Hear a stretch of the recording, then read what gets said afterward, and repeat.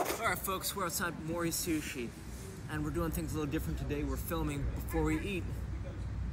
So I asked myself, right, you want to ask yourself a few of these questions, and these are just questions that I've developed over the past 27 years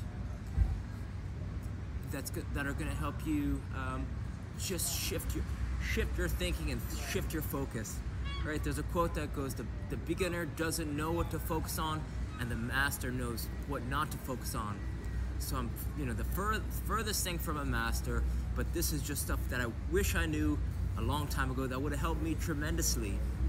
Right? Everyone's, most people have at least one meal a day. And if you can if you can be a little bit thoughtful with what you're going to eat, then it could really help give you a competitive advantage to someone who's not really thinking about it. So the question is,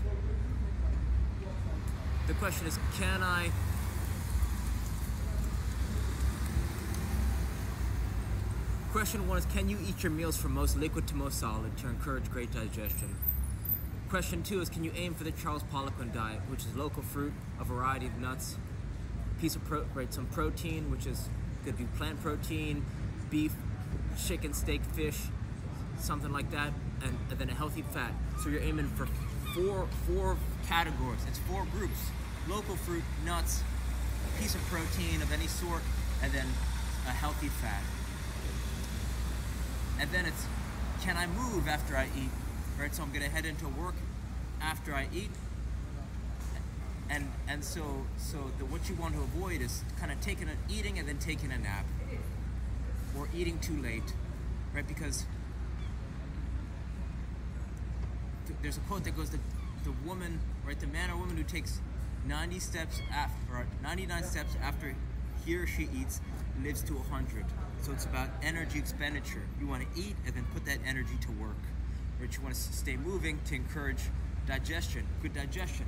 And maybe if you're young and this might not be relevant, but as you start to age, if you have poor habits, they're gonna multiply, right? And you have good habits, they're gonna multiply for the better. Bad habits will multiply for the worse.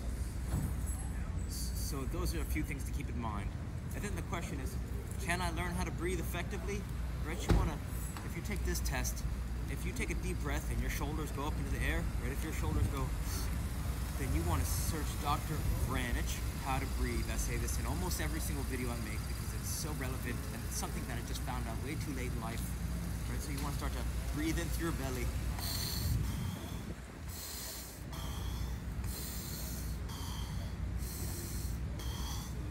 Belly breathing, right? Think about the number of times you breathe in a day. With belly breathing, you're going to use less energy, which means you're going to effortlessly improve your stamina and endurance. If you can learn this breathing technique, it's going to help you stay calm in high-pressure situations. It's going to massage your internal organs. It's going to take pressure off your spinal column. It's going to improve every other aspect of your life just by learning how to breathe effectively, because it's because of the rule of 3 why it's so powerful. 3 minutes without air, 3 hours without shelter, 3 weeks without food or water, give or take, you'd be dead. That's why the most important skill a soccer player can learn is how to breathe effectively, right through the belly, not with the shoulders. You want to become a horizontal breather, not a vertical breather. Then question 6 is, can I bring a ball with me everywhere I go so that I can dribble, juggle, and play perpetually? Ideally a size 1 ball or maybe a tennis ball. Right? If you spend time dribbling with a size 1 ball, it's going to give you a competitive advantage when you step on the field with a size 5. And the theory is that a size 1 ball is harder to manipulate. Right? So you spend a lot of time doing dribbling sequences with a size 1 ball, and when you get to a size 5, it's going to feel like a balloon. Right? It's going to be much easier to handle. Then the next question is, can I bring an RMT rope with me everywhere I go? Right? Soccer players are humans first, soccer players second, which means if you can improve the quality of your movement, of your balance, your timing, and your coordination all at the same time, this is going to help you move more efficiently and more effectively on the field. Right? It's multi-directional balance, timing, rhythm, and coordination. So for all those reasons, this is one tool that I wish I just started using earlier in my life. Right? And the move you want to learn, the founder, David Weck, says if you could only learn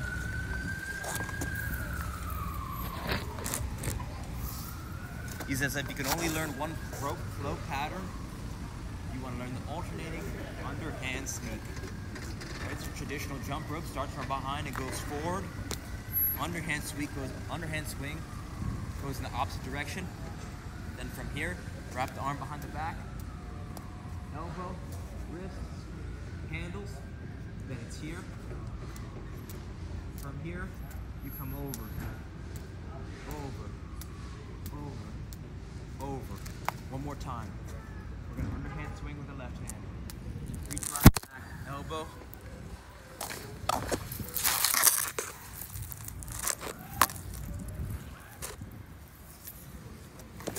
Underhand, fuck me. Come on, man. Ugh, what happened? AE lock, what the frick does that mean? Okay, there you go. Where's Mori? Sushi. Mori. Sushi, right? There, yep. Okay, underhand swing, right? Underhand swing, behind the back, down, then double handles. Now we're double behind the back. And it took me 3 days to drill this pattern. It took me three days to drill this pattern before I could go to this pattern. Right, so step one is underhand swing. Step one is underhand swing. Step two is behind the back, elbow, then wrist, then it's double handles, and then double behind the back, and then from here, over.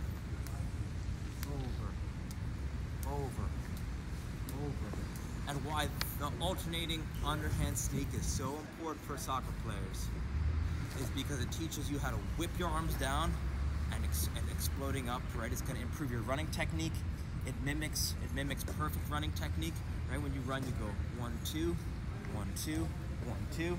So alternating underhand sneak is the same thing. 1, 2, 1, 2, 1, 2, 1, 2. You're going to notice that once you master this, it's going to improve your juggling, which is going to improve your passing, your dribbling, and your shooting. You're just going to feel like moving like water on the soccer field, right? It's multi-directional. It's multi-directional balance, timing, rhythm, and coordination. So, for all those reasons, for $10, right? For $10 for a piece of rope that you could get at your local hardware store, it's like having a soccer gym in your pocket for the rest of your life for less than $10. So, okay, so where does that leave us? That leaves us back where we started at Mori Sushi, right? This idea of soccer camp can you take the idea of soccer camp and bring it everywhere you go, right? With 2 tools, a ball, and a piece of rope, right? You could improve the fundamentals. The fundamentals are movement, right? First breathing, and once you learn breathing, that's out of the way. Then it's improving your movement and then improving your touch. So either off the dribble or off the juggle, right? Those are the fundamentals. If you can improve those 3 things every single day, 60 seconds a day, you build the habit, right? You build the habit, then training becomes effortless and joyful. So then it becomes, can I raise my training intensity while staying very relaxed? So you start to do circuits, right? Laps, rotations of these 3 exercises, right? So let's do it. Let's see how many rotations we can do before we give up.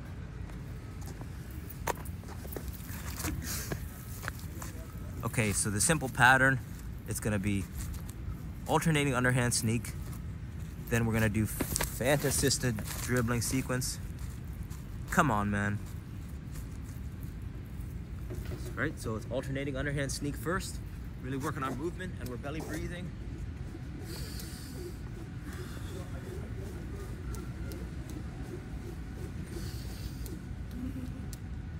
Right, so this rope is great because you can really switch the tempo at the drop of a hat. Right, it's fast-paced to slow-paced. Aye.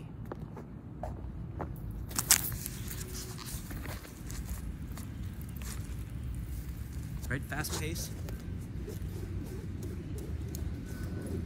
One-legged balance, up on the toes, on your heels, outside of the foot. They say true balance isn't on two legs. They say true balance is the time it takes you to go from one leg, right? Once your one foot leaves the ground and the other foot touches down, the time it takes to go from one foot to the other, they say that's true balance.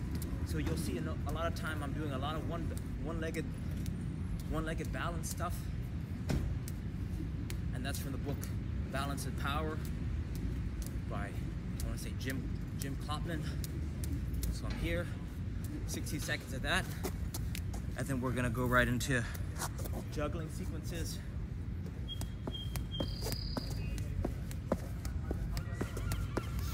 Breathing, relax, right? Ball drops down, pop it back up. Ball drops down, pop it back up, right?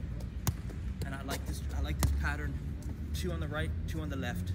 And you could do the same pattern with the feet too. 2 right, 2 left. 2 right, 2 right, 2 left.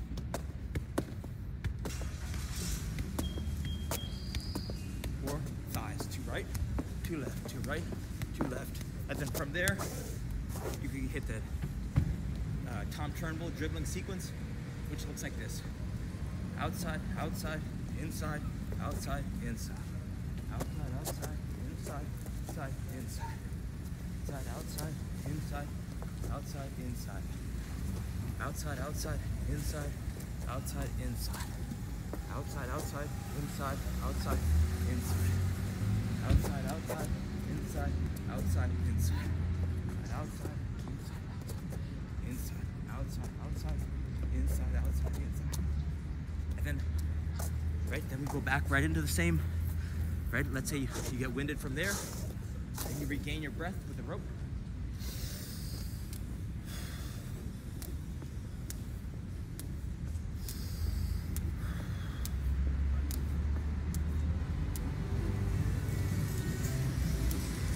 Right, you're bending and twisting your spine. You're staying relaxed. Breathing, seeing where tension is in your body. What feels sore? What feels tender? Is there tension? Relaxed. Look at different ranges of motion. Right, go low, go high.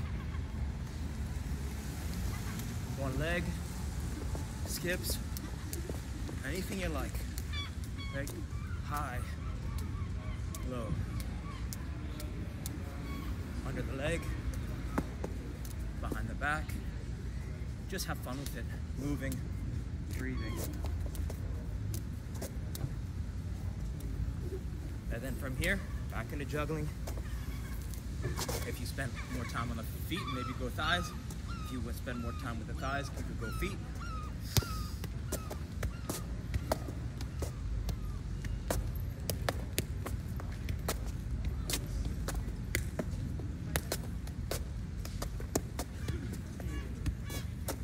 Right? Ball drops down, pop it back up, no worries. Breathing.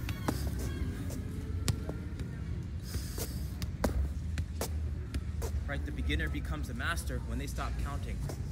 Nice and easy.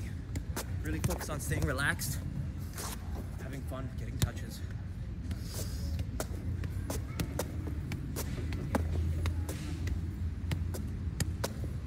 Then from here, you could do the same dribbling pattern, or you could try this Fantasista Mickey dribbling pattern, which goes step, step behind the back, step, step behind the back, step, step behind the back, step, step behind the back. And then from here,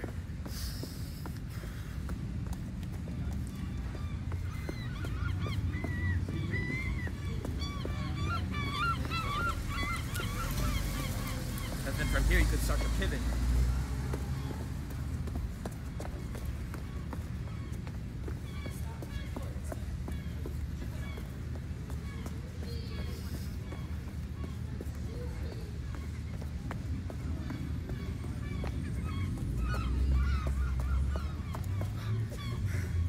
right? So this is a great way. These three things really,